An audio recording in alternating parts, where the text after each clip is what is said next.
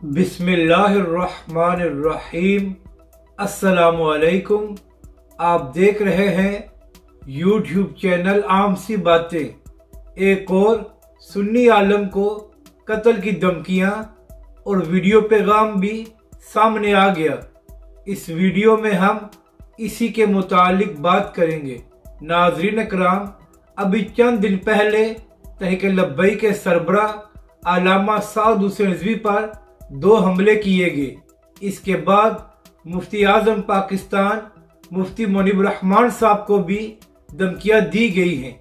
अब एक और खबर सामने आई है कि सुन्नी इत्तेहाद कौंसिल के सरबराह साहिबजादा अहमद रजा खान साहब को भी कत्ल की धमकियां दी जा रही हैं और इसी हवाले से उनका एक वीडियो पैगाम सामने आया है जिसमें अहमद रजा खान साहब ने कहा है कि मुझे कत्ल की धमकियां दी जा रही हैं और अगर मेरे साथ कुछ हुआ तो मौजूदा वज़ीर दाखिला राना सनाउल्लाह साहब इसके जिम्मेदार होंगे।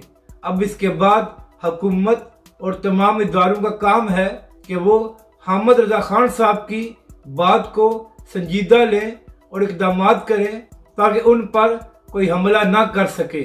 अपनी राय का ज़रूर इजहार करें कि आपको ये वीडियो कैसी लगी और हमारे इस चैनल को भी सब्सक्राइब करें।